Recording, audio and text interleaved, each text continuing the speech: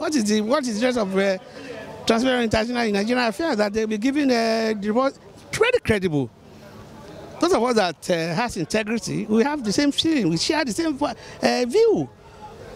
I mean, there's no war on corruption in this country. I used to say it. Buhari is surrounded by questionable character himself. Has a lot to hide. A president that is taking unappropriated security vote is questionable. It's unlawful. It's illegal. If Buhari cannot divorce himself or show a good example to stop the taking of a security vote, he's corrupt. And look at the dubious pension scheme that the presidents and governors are taking. He's taking it. Those are indices of corruption. And look at all the people that surround him in the cabinet. They are all corrupt elements, without exception. Look at the former secretary of government. Even the so-called fighter of corruption has a baggage on his head. I mean, I'm talking about EFCC chairman. What are you talking about? So it's a correct assessment. We have been the vanguard of complaining and protesting and raising it regularly, advocate that there is no war against it. It's not only lopsided, it's one-sided, it is selective, it's an act of witch hunt on passive opposition and the radical elements like us. Unfortunately, they don't have. I don't even have a account that they want to put touchlight on. I'm not engaged in any dubious deals. So I can say categorically that this government is drawing this country back more than 3 years back in the corruption index. And I'm amazed. Of course, birds of the same feather flock together. That's why the OAU will have put somebody like without checking his even if it's deceptive when he came in. What he has been doing in terms of corruption, it's not just propaganda. How many people have they convicted? Look at this man, Dazuki. Why can't they try him openly? Why can't they try him all this way? It's vindictive. It's an act of victimization. Because I allowed the guy to arrested him during the coup. That's why I have to fight corruption. And you cannot fight corruption solo. The states are worse. The states are corrupt. Local governments are corrupt. Look at the election in Kano. Look at the local government election. Those are indices of corruption. It's not only when you steal money. And you now say you've collected assets from solid assets and money from looters. You never gave all the details. And you say you want to fling it. You want to sell it out. What do you want to sell out? Did you give us the register? These government activities are chartered in secrecy. And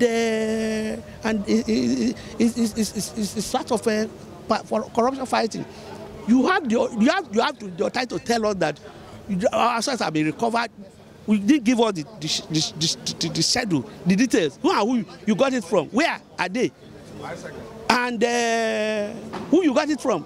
Even the fund want to know the totality, how much it is. Because we heard that it's been those routes are being relooted. I mean, what type of why is it has to fight corruption? Why should resign? I've been saying it. If he doesn't resign, you know, because you know we have a different species in Nigeria until he's disgraced or he's impeached. He should resign. In fact, Buhari has outlived his usefulness. Look at in fact, it's like the country is in a war. If you are able to get to your home tonight, you are lucky. You are not sure you are going to get your home lucky.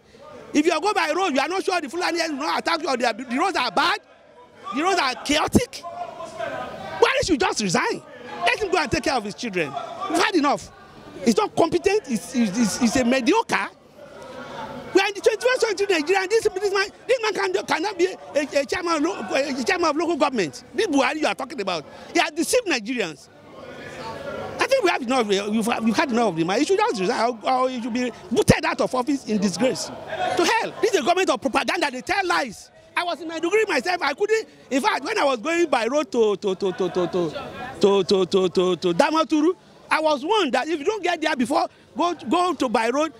There is curfew everywhere, and by 8 p.m. there is curfew in Damaturu. If you will see shell, I mean, bullet shell on walls in Damaturu town.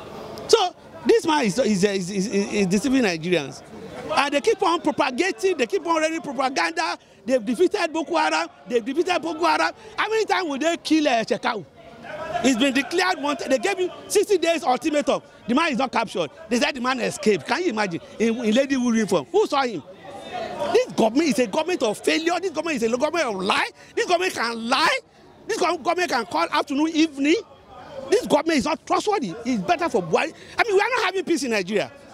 In those days, I was thinking that I would go and settle in Jos. It's not possible any longer. When I traveled to Maiduguri, from Maiduguri to Damaturu, I almost died in the way because of fear. Nigeria is not secured under this man. He's just gambling. He's a gambler. Fumbling and wumbling. We don't want it any longer. He just go and rest. Buhari does not even fit into our first 11. Why does he want there? First 11, Nigeria first 11, good governance. It doesn't fit into it. It's an error. It's a disaster. It should go and rest. We've all seen that in this country, it looks as if this government has gone to deep sleep. Honestly speaking, that's the way we've seen it. And that's the way the outside world will look at this country.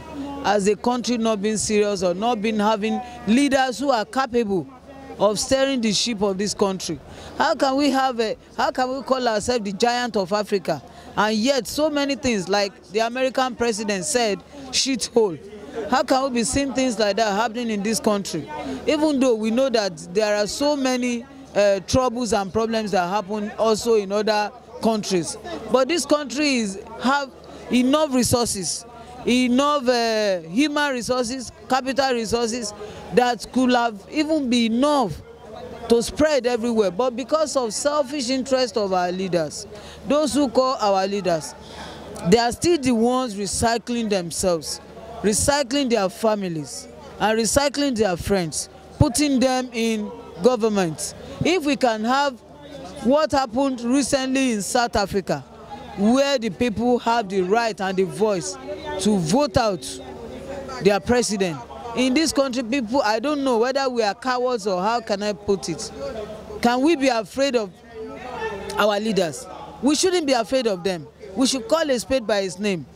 Whatever that is right, we should say that this is right. Like the South Africans have already put their mouth and they said this is not right. Zuma, you must step aside. And he resigned honorably. But in this country, our leaders have developed a very thick skin. When you accuse them, they said it's an opposition.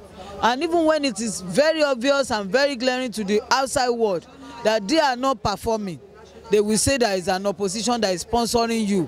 And they have also tried, they've kind of divided the labor so that there will be no dissenting voice that will speak for the populace, for the masses.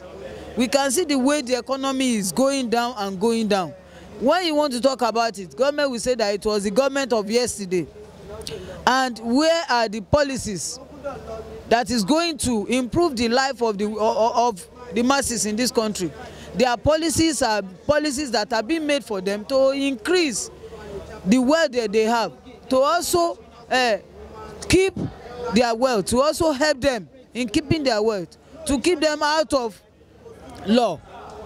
And the law of this country is being made for two people, for the poor and for the masses, to favor the masses, to favor the rich and to be against the poor. That is what we see in this country. We have done a lot. You know, when fuel price was increased in the first time, we went out, we stopped all the workers that to protest, and that was why the price of petrol was reduced to 145 that we are buying today. If not for the NSC protest, I think we will be paying nothing less than 200 naira now. With the present administration, corruption cannot be reduced because around the president of this country, they are corrupt people. So if you are talking of APC, like APC now, they are saying that the whole problem of Nigeria comes from the time of PDP. Who are the people in PDP today?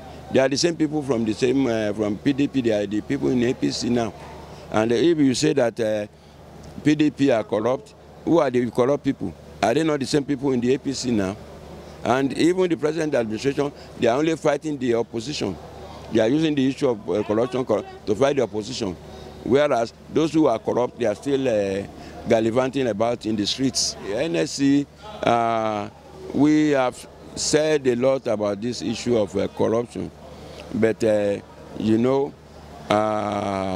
we are without arms. We are just fighting with our blood and our sweat to make sure government listens to us. But we don't have a listening government.